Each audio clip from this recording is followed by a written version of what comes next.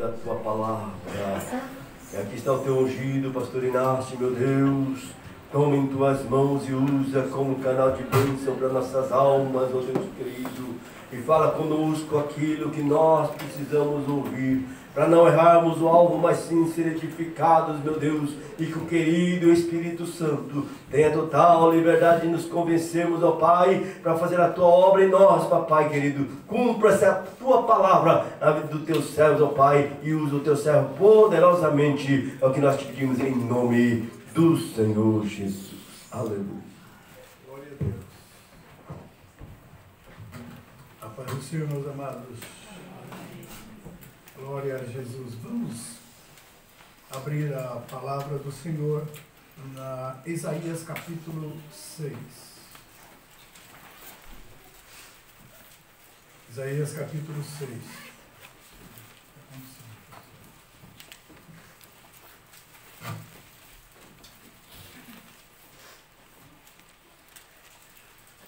Glória a Deus.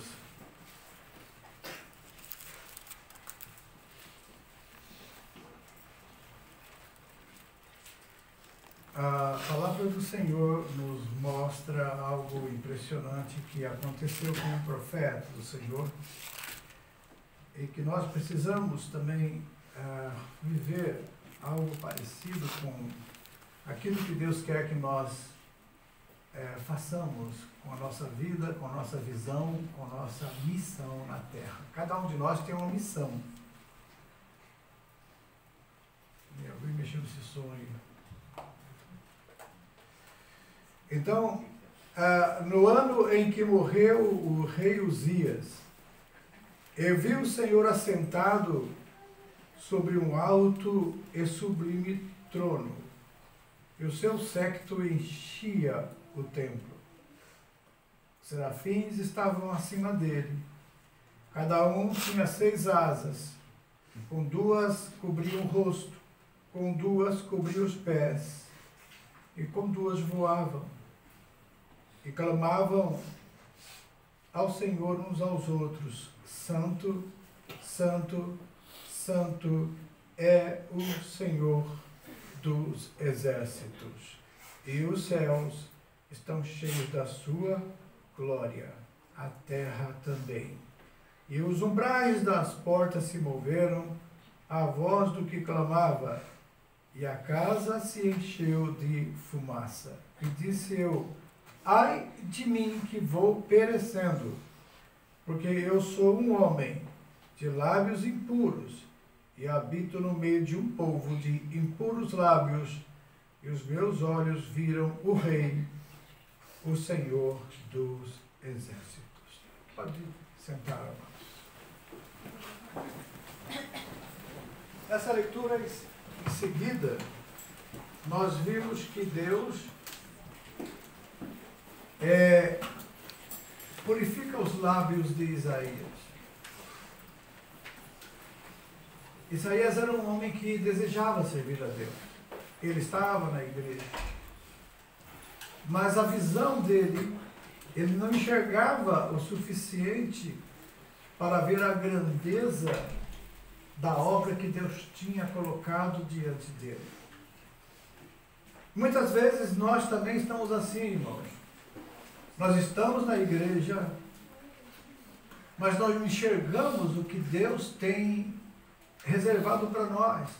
Então nossa visão, ela se torna curta e a gente só enxerga o que está na frente.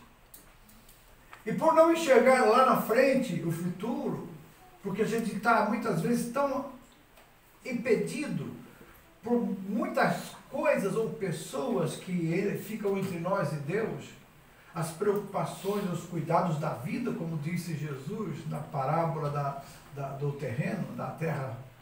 Então, quando isso acontece, nós enxergamos muito as coisas que estão à nossa volta, mas perdemos a visão daquilo que Deus reservou para nós. O profeta Isaías, ele já estava na igreja, ele já era crente, ele até profetizava. Mas aqui havia uma coisa que aconteceu, e no ano em que morreu o rei Uzias, eu vi o Senhor sobre um alto e sublime trono. Então, Isaías, até aquele momento, parece a amizade dele com o rei era uma amizade que estabilizava ele ali, colocava-o numa zona de conforto. Ele não tinha muita preocupação com o avançar, com o caminhar, enxergar mais longe. E isso causou uma sensação de estabilidade. Não preciso me preocupar. Eu estou bem, já sou usado por Deus, vou na igreja, né? Eu conheço o rei, sou amigo dele. Então, a visão dele parou ali. Mas nessa passagem a gente viu que esse rei morre. Ele, de repente, se vê que tem uma necessidade de estar olhando para algo maior e mais durável. Quantas coisas que nós gastamos muito tempo gastando com as necessidades, as coisas que são importantes, mas que ao mesmo tempo tiram o nosso tempo de Deus. Afasta-nos da visão de Deus na nossa vida. Já não conseguimos enxergar lá na frente, enxergamos só aqui. O perigo de só enxergar no momento é que nós nos dedicamos tanto a Ele que não temos a perspectiva de como será o futuro. E eu estava pensando nisso, amados, que a nossa igreja, ela tem que despertar. Mas nós vimos que a primeira coisa que aconteceu com ele, quando ele viu, ele simplesmente, ele caiu em si. Ele olhou para ele mesmo, aquele que era um crente normal, que até era usado por Deus, e de repente ele diz: ai de mim, que vou perecendo. A igreja do Senhor no mundo, ela está perecendo. A estabilidade e bênçãos e a bênção do Senhor que alcançou o mundo nessas décadas que passaram, geraram conforto, geraram uma zona perigosíssima, porque quando a igreja apaga, o diabo continua trabalhando. Quando nós deixamos de evangelizar, o diabo continua ceifando vidas e atraindo. Eu ouvi lá no Brasil uma pregadora dizendo que das faculdades que entram na faculdade, de cada 10 jovens evangélicos que entram na faculdade, cada 10, 7 se afastam do caminho do Senhor. Então nós temos uma porcentagem de 30% apenas dos jovens que saem da igreja, que estão na igreja, chegam à idade da faculdade, vão para a faculdade, e lá eles são contaminados com a ideologia marxista, comunista, passam a desacreditar em Deus, duvidar de tudo que a Bíblia diz, e desonrar os pais, que é uma das coisas que essas ideologias malignas fazem.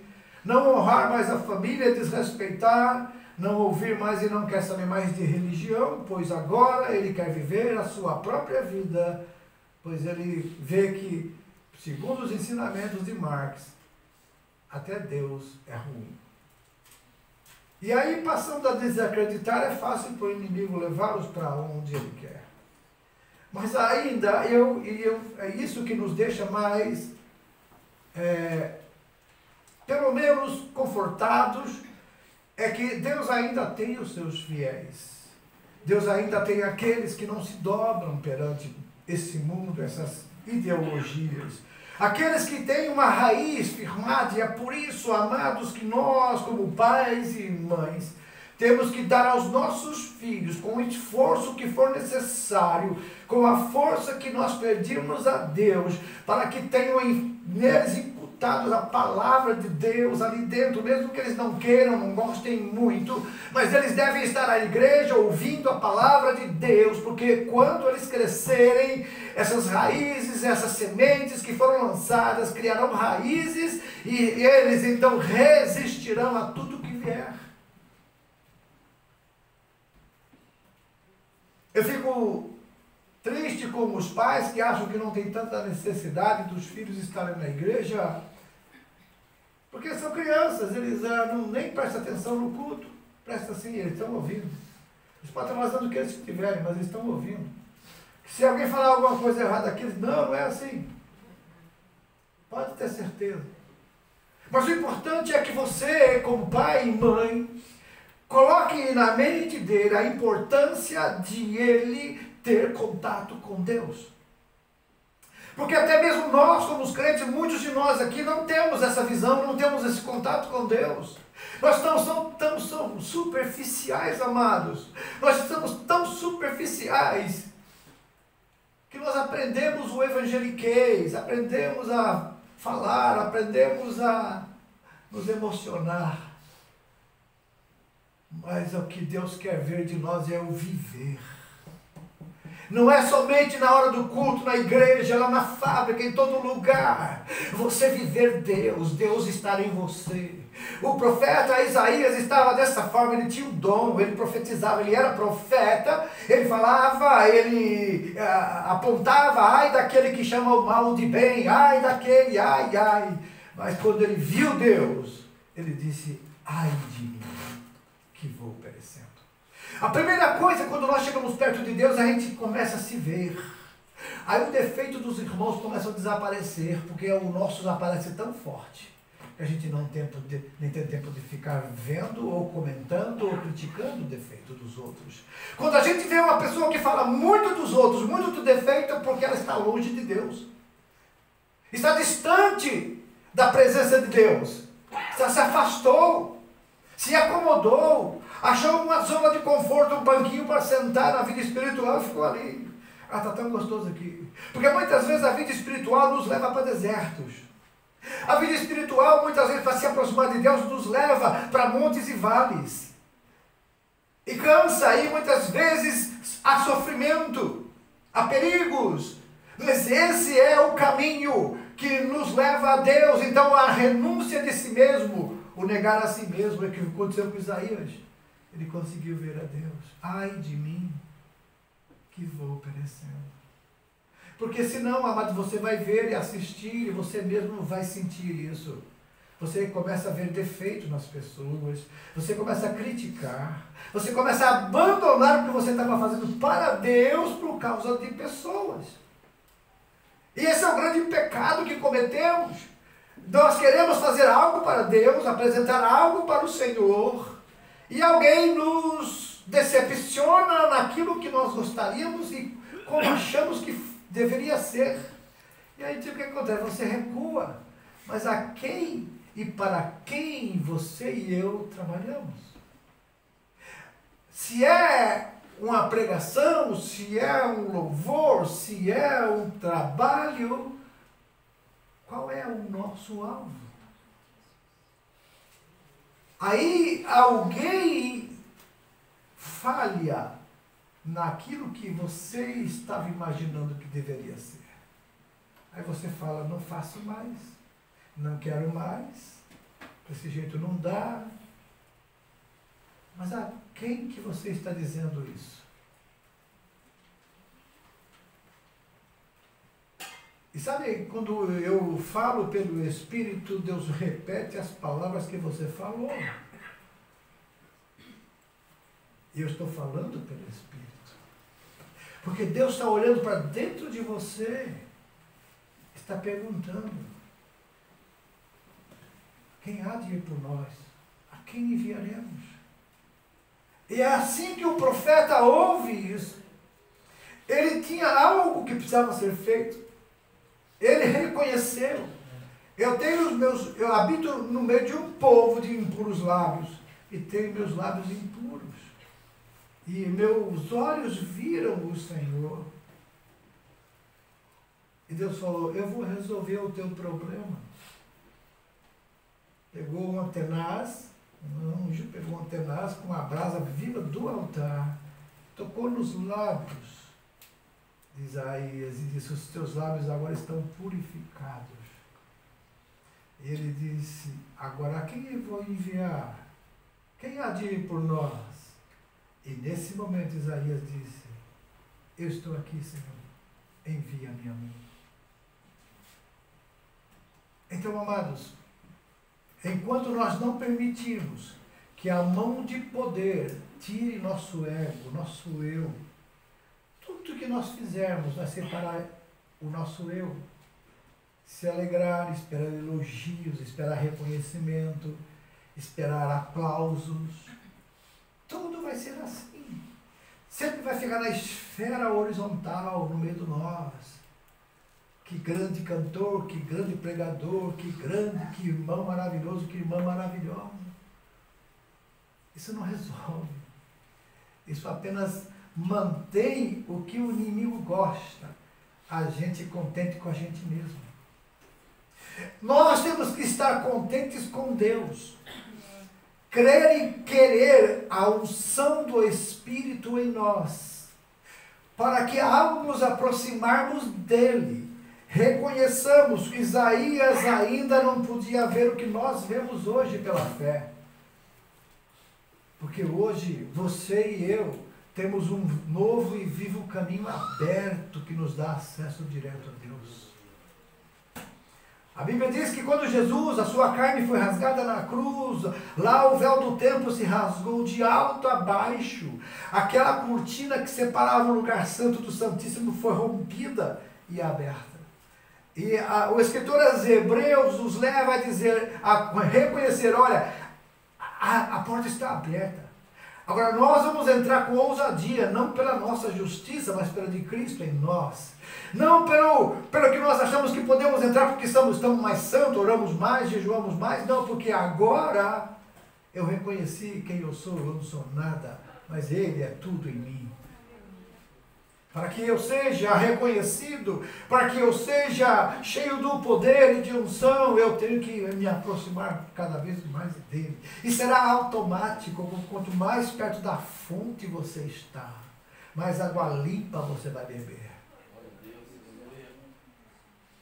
Se você pegar a palavra de Deus e você observar, é preciso que haja a vinda de vocês aqui na igreja para que a profecia seja revelada, a verdade seja mostrada, porque lá em Provérbios 29, 18 diz que não havendo profecia, o povo se corrompe. Eu tenho visto, amado, que nós estamos querendo avivamento. O mundo clama por um avivamento. E nós acabamos de estudar o livro de Ezequiel e agora vamos entrar no avivamento. Essa lição que era para ter a primeira lição ontem foi transferida para a próxima semana porque tinha a missionária Jesuá da África aqui, nós queríamos ouvi-la. Mas é tão importante que essa lição vai nos mostrar o porquê o avivamento não acontece.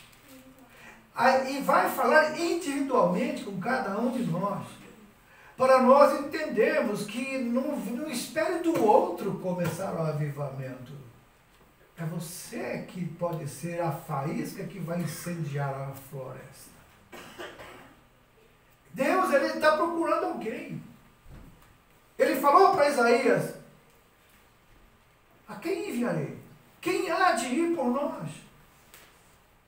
E aí então surge agora a pergunta para você, igreja: está disposto a ir pelo Senhor? Está disposto a pagar o preço de você negar a si mesmo e ser um crente verdadeiro, um crente que vai viver uma vida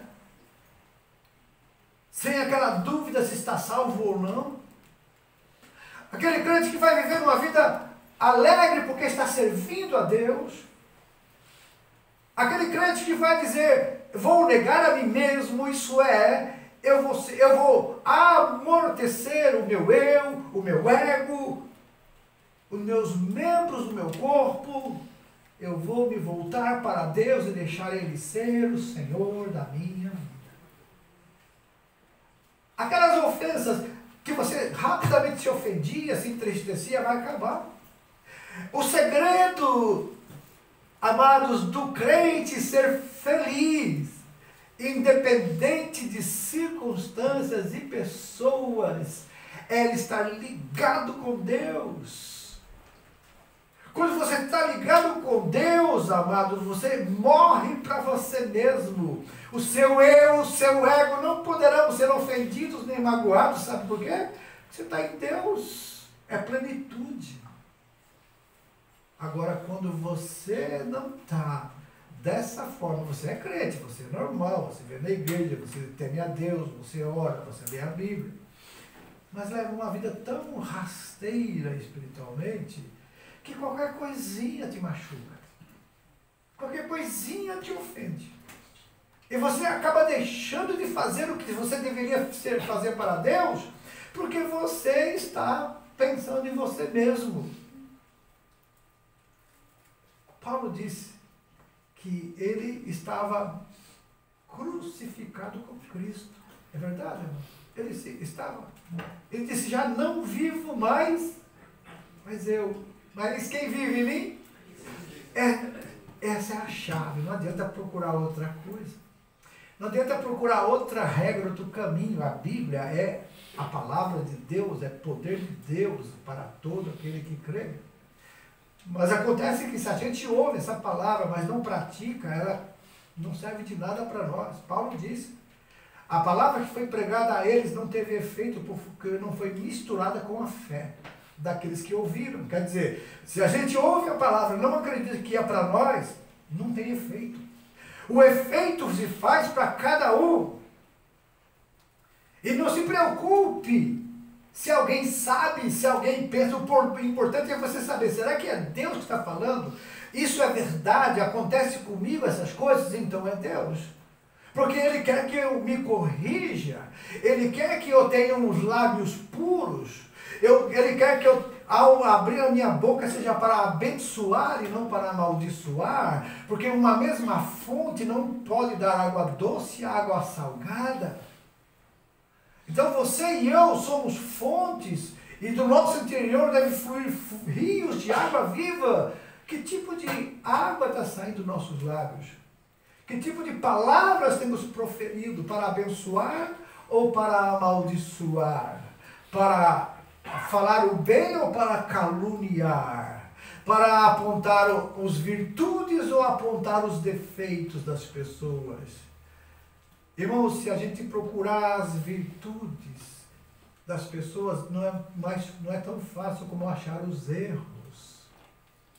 Os erros, Satanás faz questão de estar apontando o tempo todo. Mas as virtudes, somente quem tem um coração cheio de Deus vai ver. Porque você vai enxergar naquela pessoa que todo mundo despreza uma qualidade que ninguém está vendo. Porque Deus sabe. Mas você não. Agora, se você estiver ligado a Deus, aí você vai saber. Porque não é mais você, é Deus em você. Ele não diz, os meus pensamentos, diz o Senhor, são mais altos que os vossos. Os meus caminhos são mais altos que os vossos caminhos. Então, se é assim, e se eu estiver em Cristo, eu estou em Deus, automaticamente o pensamento dele vai estar em mim. O caminho dele vai ser a minha estrada de caminhar. Aí o que vai acontecer? Decisões corretas, estabilidade emocional, um coração alegre e contrito, amando as pessoas independente se elas são boas ou ruins para nós. E tudo vai ser tão bom na sua vida que as pessoas observando você vão desejar ser igual a você. Eles vão ver as pedradas, as lanças, as setas contra você e você nada afeta, nada desequilibra você. Você continua andando firme, alegre, feliz com Jesus. E as pessoas querem isso, mas o mundo precisa disso. Nós estamos vivendo na geração de jovens e adolescentes que mais se drogam, que mais têm liberdade para sexo, para tudo, que mais aprendem as coisas erradas e acham que pode fazer tudo, mas é a geração mais depressiva, a geração mais suicida que já tivemos em todos os tempos. E eles mostram esses eventos do mundo, essas festas, essas orgias que eles promovem nas noitadas, e dizem, isso é liberdade, isso é viver a vida. Com tristeza eu vi 2 adolescentes no Brasil conversando, e eles filmaram e disseram, esse final de semana eu vou beber todas, me drogar com todas, e vou fazer tudo que eu quero, me divertir.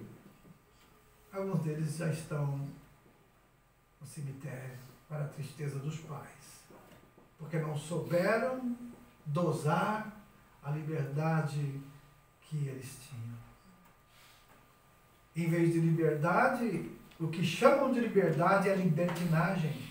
É fazer tudo aquilo que desagrada a Deus e viver uma vida sem limites, e o fim disso normalmente é a morte. Porque estão cheios de saúde, cheios de vigor. E eles querem extravasar isso. E muitos dizem, na igreja não tem nada disso, a gente não pode extravasar. Porque lá tudo não pode, não pode, não pode.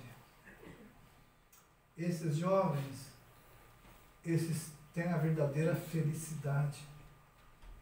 Sabe por quê? A felicidade, a liberdade. O que eles chamam de liberdade? Droga. Fica viciado, dependente da droga. Isso é liberdade? Cigarro. Fica dependente do cigarro. Não pode ficar sem cigarro. É liberdade isso? Bebida. Tem gente que gosta e não consegue ficar mais sem bebida. É liberdade isso? Então, tudo isso. A escravidão, na verdade, para pessoas, a escravidão, a liberdade é a escravidão que mais lhe convém. Um jovem escreveu uma carta antes de suicidar-se, e ele disse que ele escolheu viver a vida dele do jeito que ele achava que deveria ser. Pois ele queria divertir-se, ele queria ter liberdade para escolher o que ele quisesse, ele fumar o que ele quisesse, se drogar quando ele quisesse, beber quando ele quisesse, se prostituir quando ele quisesse, fazer tudo o que desejava a sua alma. E ele escreve antes do suicídio, dizendo, tudo isso eu escolhi, e eu me rebelei contra tudo que era ordem, contra meus pais, minha família, e saí para viver minha vida. Agora ela não tem mais sentido para mim. Porque tudo que eu achei que era liberdade me escravizou. Hoje eu não consigo viver sem essas coisas. Por isso não é mais vida para mim. E deixou o bilhete e suicidou-se. Quando a gente fala que em Cristo há a verdadeira liberdade, as pessoas, mas como? O que é liberdade? Liberdade, amados, é você, em primeiro lugar, sentir paz na alma, consciência tranquila, resolver os problemas que te seguram para trás, Uma pessoa que vive do passado e sempre sendo puxada pelo passado, de lembranças que não querem morrer, situações que não querem parar de vir à sua mente, isso é viver do passado. Você está vivendo um momento no passado e não vai ter nunca futuro. Porque outras coisas acontecerão e se você ficar sempre pensando no que aconteceu, nunca vai estar preparado para o que virá para frente. É por isso que a Bíblia diz, deixando as coisas que para trás ficam, eu prossigo para o alvo. Olhar além. O profeta Isaías, ele agora estava vendo no alto, ele viu a Deus. Ele olhou para ele mesmo, ele acabou se revelando que ele não era nada sem Deus. E agora ele consegue enxergar o que ele deveria fazer. A quem enviarei? Eis-me aqui. Ele foi enviado pelo Senhor. Altura, largura e profundidade. A profundidade do íntimo interior dele. A largura. O ministério dele se expandiu e chegou até nós. 2.700 anos mais ou menos. Ainda nós vivemos e lemos as palavras que Deus colocou para escrever. Isso é olhar para frente, para o alto, para a eternidade, para as coisas eternas, amados. Vamos deixar de sermos mesquinhos e ficar olhando para as questiúnculas, para as coisas deste mundo que passam. Olhando para Jesus, é o autor e consumador da nossa fé. Aleluia. Ele, pelo gozo que lhe estava proposto, ele suportou aquela cruz. A cruz foi por você e por mim. Ele morreu ali, o seu sangue derramado. Ele desprezou aquela afronta. Afrontaram Jesus, o humilharam, o açoitaram, cuspiram nele, zombaram dele. Ele fez isso por nós. Aleluia. E pelas feridas dele, nós fomos sarados. Pela forma como ele se humilhou, nós fomos glorificados. A Bíblia diz que nós estamos assentados nas regiões celestiais em Cristo Jesus. Nós somos chamados o povo de Deus. É por isso que quando Deus vai mandar um juízo sobre a terra, inclusive agora está entrando com juízo sobre a igreja. Você vai ouvir ainda muito sofrimento. Deus já tem nos feito falar há mais de 5 anos de lá para cá.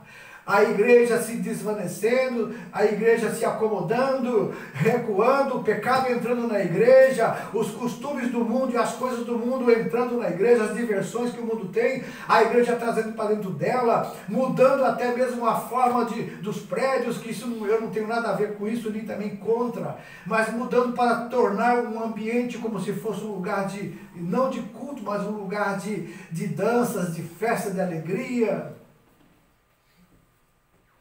Escurecendo as cores das paredes para dizer que é outro tipo de cenário agora que eles querem para cultuar a Deus. E é interessante, amados, que tudo de Deus é luz. E tudo que o inimigo traz é trevas. Quanto mais escuro, mais o inimigo gosta. Entenda como você quiser.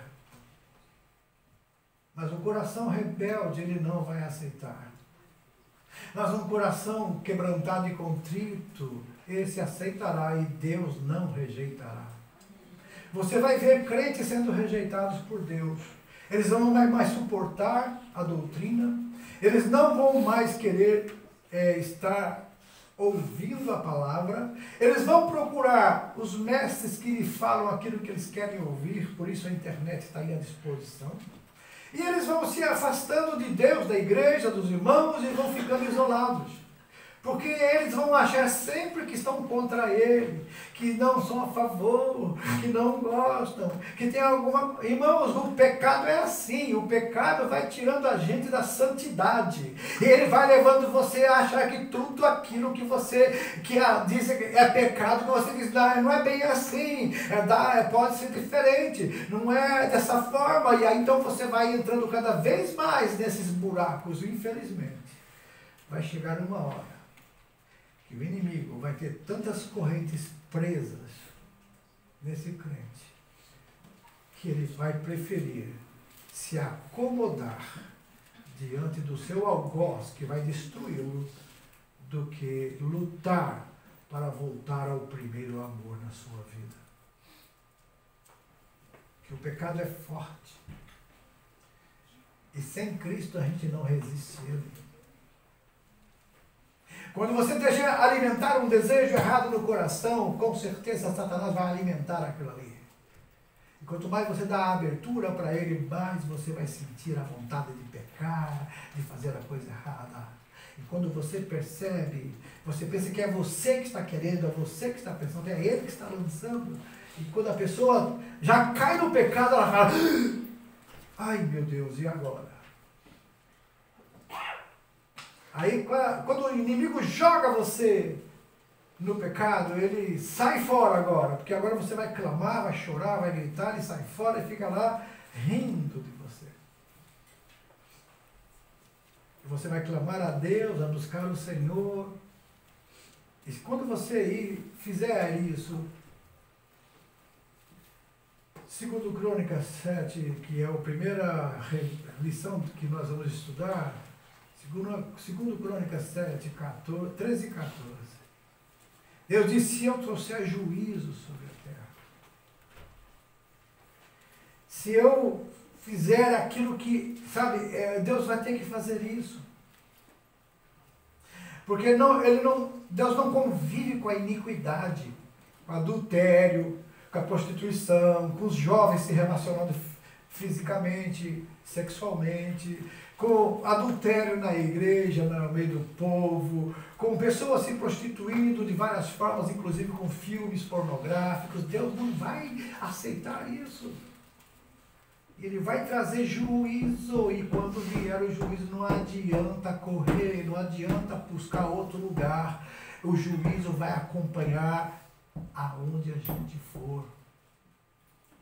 O Brasil, a igreja do Brasil está passando por juízo agora. Deus permitiu esse governo que vai trazer o juízo na igreja. E a gente está avisando isso 5 anos, escrevendo para as igrejas no Brasil, segundo Crônicas 7:14, se arrependam, se arrependam, se arrependam, se arrependam.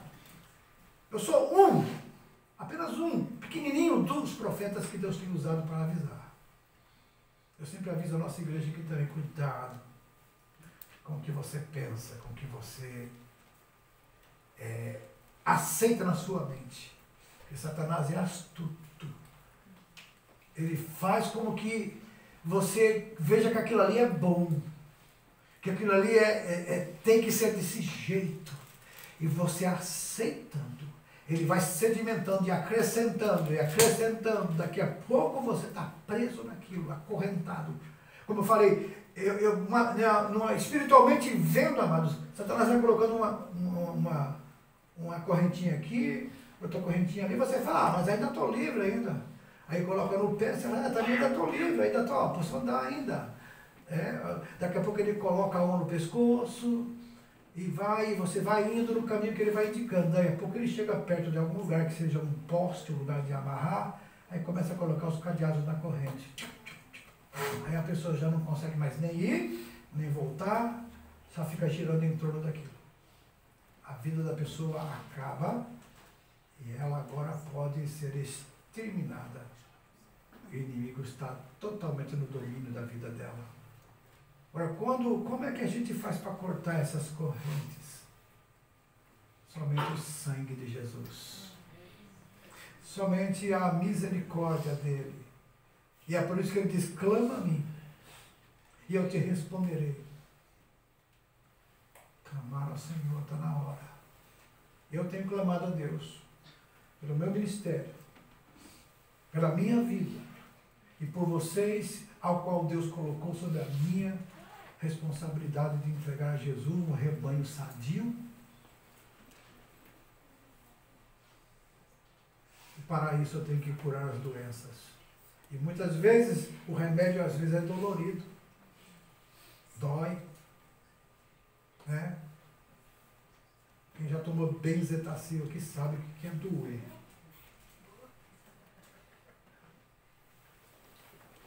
Mas Sara. Meu filho tinha... Não tinha nem um mês ainda. Nem um mês ainda, meu primeiro filho. Não tinha nem um mês. As amígdalas dele estavam do tamanho da orelha. E ele estava ruim demais, febre. E nós chegamos no pediatra. O pediatra ele olhou para nós e deu duas opções. Ou você toma esses comprimidos aqui, 5 dias ainda vai demorar para ele começar a regredir. Ou você toma essa injeção aqui para ele que ele vai sarar amanhã. Nós pensamos bem e resolvemos permitir que ele aplicasse aquela injeção. Quando ele aplicou a injeção, a criança ficou roxa. E o grito só saiu depois de um tempo. A gente até chorou. Mas no outro dia, lá estava ele brincando, andando pela casa.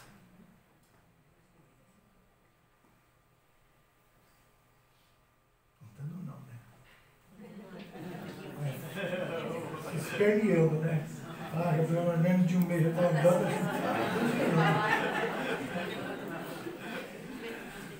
Vou tomar cuidado com essas histórias. Então, na verdade, o que Deus quer mostrar para nós? Aceite. Aceite a palavra. É dolorida, está doendo. Machucou você, feriu você. Mas aceite, porque ela vai te curar. Se arrependa. Deixe para alcançar misericórdia. Aí o Senhor vai quebrar todos os laços que o inimigo já colocou na sua vida. Tudo aquilo que te prende lá no mundo, lá fora. As diversões, aquelas atrações que são fortes, aquele desejo de você não estar orando sempre, porque isso cansa também. E hoje em dia nós estamos sendo chamados a orar, mas o cansaço é tão grande que muitas vezes a gente começa a orar e já dorme. Nós temos que insistir. E nós vemos aqui Deus querendo se manifestar no nosso meio. Os louvores começam a tocar o céu e Deus começa a derramar a sua glória. Aleluia. E quando nós chegamos nessa plenitude, não somente momentos, mas sermos reais e vivermos isso, amados, no dia a dia da nossa vida, estarmos na fábrica falando com Deus, estarmos andando falando com Deus na direção do carro, falando com Deus em espírito e verdade, adorando a Ele. Ele vai fazer um grande avivamento, Ele vai mudar, a começar de mim, a começar de você. Não fique esperando a igreja ser uma igreja de amor. Comece você a amar. Não fique esperando ser uma igreja alegre e feliz. Comece você sendo alegre e feliz. Não espere que a igreja ela consiga vencer todo o mal. Você começa vencendo através da palavra e do poder de Deus. E aí então daqui a pouco um já combinar com o outro e o outro vai dizer, está acontecendo, tá? Você também está sentindo? Eu também estou. Pronto, cada um cuidou do seu. É que a gente fica cuidando dos outros. Né? Aquela irmã lá não é avivada, aquele irmão não é avivado. Nossa, que frieza na igreja. Tudo que eu estou sentindo eu passo para os outros. Sabe, parece que a gente usa um espelho, né? O que a gente põe nos outros. Se está acontecendo, se a igreja está fria, se está faltando amor, se está faltando qualquer coisa na igreja, você pode dizer, vai começar de mim. Eu vou deixar Deus me usar. Aí você vai ver, daqui a pouco, você vai olhar para os irmãos para a irmã, para o outro, você não vai ver nenhum defeito, você vai ver graça. Oh, que alegria te ver. Hoje a gente está feliz aqui. Muitos irmãos estão aqui. Hoje nós temos até uma primeira vez que você vem, né, filha? É a primeira vez a esposa do irmão Kio ali, ó, nora da irmã Jeconias. Seu nome, querida? Raquel, ela está vendo a Raquel? Ela está aí hoje. Eu fiquei feliz, porque faz tempo, eu estava até já querendo lá buscar chamar 190 para trazer ela para a igreja. Ai, que coisa! E, graças a Deus eles vieram hoje, a gente fica feliz de vê-los. A igreja quer recebê-la como bem-vindo? Está vendo, igreja? Está vendo como você está perdendo? Mas agora você vai puxar ele. Não, agora vamos lá. Vamos lá, porque agora precisamos ouvir a palavra, precisamos ter comunhão com Deus, com a igreja do Senhor. Essa comunhão gostosa, né, amados? De irmãos em Cristo, família. Nós somos uma família, igreja. E o mais gostoso é que todos nós vamos morar lá com Jesus na glória. Glória! E essa é a boa notícia.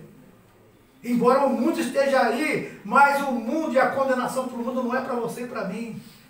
É para aqueles que são infiéis. É para aqueles que não temem a Deus. Eles vão pagar o preço de terem zombado de Deus, de terem rejeitado o plano de Deus, de terem negado a Jesus Cristo, de terem rejeitado a fé que lhes foi oferecida para a salvação e perdão dos pecados. Eles vão pagar o preço, eles vão receber o juízo, porque isso já está determinado. Mas aquele que faz a vontade do Senhor vai permanecer para sempre. Deus protegerá os seus e guardará a sua igreja e o seu povo. Mesmo que alguém possa dizer, mas pastor, tem lugares que estão matando os crentes. Verdade? Tem, agora mesmo. Mas vamos sair da visão, no começo da mensagem eu falei, vamos sair da visão de agora, do momento, só daquilo que a gente pode enxergar. Vamos enxergar o que a Bíblia diz no futuro. Essa é a visão de Deus. Vós sois para mim um povo especial. E eu, Jesus disse, vou preparar lugar para vocês, para que quando eu voltar, eu vou levar vocês, para que onde eu esteja, vocês estejam também. Um crente que é morto agora, por causa da sua fé, por causa da violência, por causa dos problemas, para onde ele vai, onde ele está agora? A Bíblia fala que eles estão num lugar especial, os mártires, aqueles que morrem por causa da fé, tem um lugar lá no céu especial para eles, aguardando a ressurreição dos mortos. Lá em Apocalipse, João viu esse povo, todos vestidos com a roupa branquinha, que estavam lá, e falou assim, Senhor, até quando o Senhor não vai vingar o nosso sangue? E ele disse assim, espera mais um pouco, que ainda tem alguns que vão se juntar a vocês. Aí você agora põe na balança a oportunidade, a liberdade que nós temos aqui nessa nação de estarmos aqui reunidos, livres, sem nenhum medo de sair na porta aí, ter grupos esperando a gente para bater, igual o pastor Boas, que estava lá na igreja pregando e lá fora um jovem aguardando ele com uma barra de ferro para bater nele, até matar. Se não conseguissem segurar aquele jovem, ele iria ser morto ali na frente da igreja de pancadas de ferro na cabeça. Nós aqui não, nós temos a proteção, inclusive do governo, da polícia. Mas, infelizmente, isso causa um pouco de fraqueza na gente, porque a gente não sente nem falta de estar na igreja, nem falta de estar no culto. Mas vamos aproveitar, amados, e dar valor à liberdade que Deus nos dá agora. E vamos dizer, não, eu vou me dedicar mais ao Senhor, à sua palavra, eu vou orar mais, vou buscar qual é a vontade de Deus para a minha vida. Eu quero ser igual a Isaías, eu quero ver o Senhor. Eu quero ter esse contato com Ele, o tanto que eu vou saber o que Deus quer da minha vida, qual o propósito pelo qual Ele me salvou. Você sabe qual é o propósito pelo qual Deus te salvou? Você tem certeza daquilo que Deus quer que você faça para Ele? Se você ainda não tem, sabe por quê? Porque ainda você não fez como Isaías. Deus pode permitir algo na nossa vida que vai desobstruir os obstáculos que nos impedem de vê-lo. Pelo que ele mesmo narra, ele estava tão acomodado e tão alegre com o rei Uzias, que ele não sentia necessidade de avançar mais. Mas o rei morreu. E ele disse, aí eu vi o Senhor assentado no seu alto e sublime trono. Então talvez Deus esteja querendo avisar você que está na hora de a gente olhar mais alto, mais profundo e enxergar o propósito de Deus para a nossa vida. Amém, amados? Amém. Que Deus nos abençoe, que essa palavra fique gravada no seu coração e que o Espírito Santo possa conduzir-nos a ter esse desejo de olhar para Jesus, o autor e consumador da nossa fé, e viver uma vida que valha a pena diante de Deus. Que nós possamos mostrar dentro de nós e através de nós a luz dele para o mundo. É isso que o mundo precisa. O mundo está em trevas.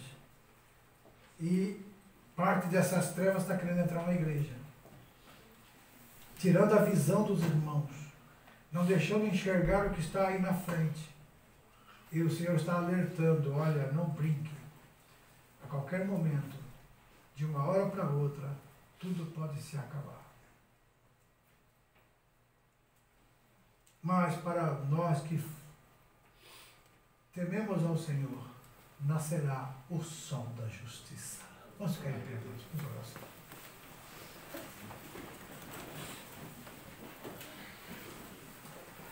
Na verdade, essa mensagem não é muito para se dar glória a Deus, aleluia, mas é para se pensar.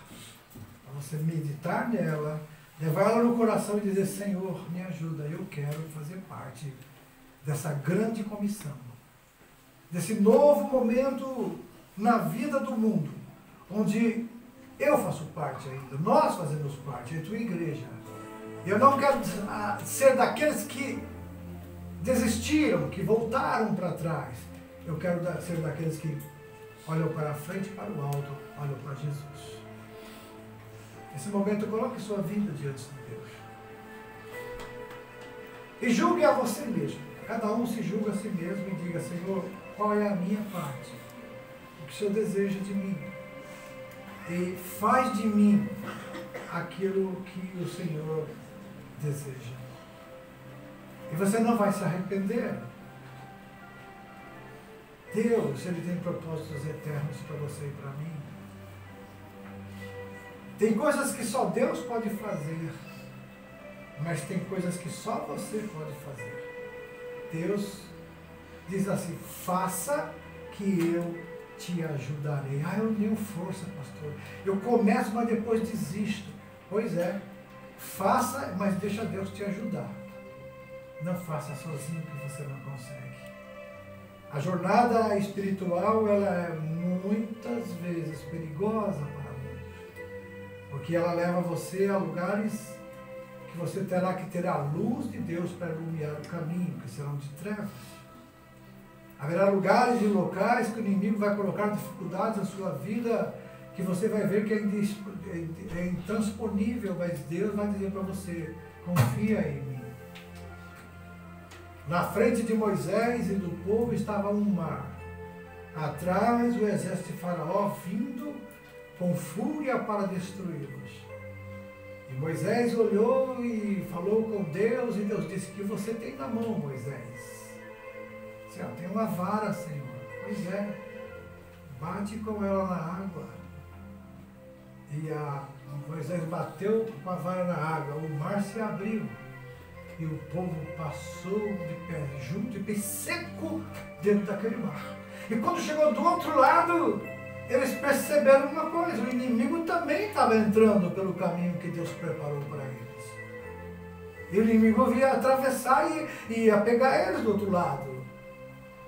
Mas quando chegou do outro lado, que o inimigo já estava dentro do mar, com os dois muros de lado de água, de um lado e de outro, carros, cavalos, carrocas, cavaleiros, né, aquela carroça, charretas, estava dentro do mar. Aí Deus falou: Moisés, toca na água de novo. E ele tocou na água, o mar fechou, matou o exército de Faraó com cavalos, carros e cavaleiros. Quando Deus quer agir, a nossa parte sendo feita, a dele ele faz. Amém? Pai querido e santo, obrigado por esse dia, essa oportunidade aqui de estarmos na tua presença. Sabemos o que está para acontecer no mundo, Pai. Para o mundo não são boas notícias, mas para aqueles que te servem, as notícias são boas. A tua palavra diz que nascerá o sol da justiça para nós. A tua palavra diz que estaremos para sempre com o Senhor. A tua palavra diz que Jesus vem nos buscar. E é por isso que nós te pedimos, ó Deus, não deixe-nos desanimar, nem perder, Senhor, o foco, nem perder o rumo daquilo que o Senhor tem programado para nós. Perdoa as nossas imperfeições. Perdoa, Senhor, os nossos pecados. Lava o nosso coração da sujeira. E prepara-nos para resistir ao mal e tudo que vier. Abençoa cada um dos teus servos e servas que aqui hoje estão. Que teu nome seja glorificado. E a tua glória se manifeste no meio da tua igreja, do teu povo. Nós te pedimos que o Senhor traga um avivamento, que o Senhor batize com o Espírito Santo, que o Senhor derrame os teus dons sobre a igreja e que nós possamos estar preparados. Quando Jesus voltar, estejamos prontos para subir. E é em nome desse Jesus que nós oramos e também agradecemos. Amém. Pode sentar um momento, amados, quando nós preparamos a Santa Ceia.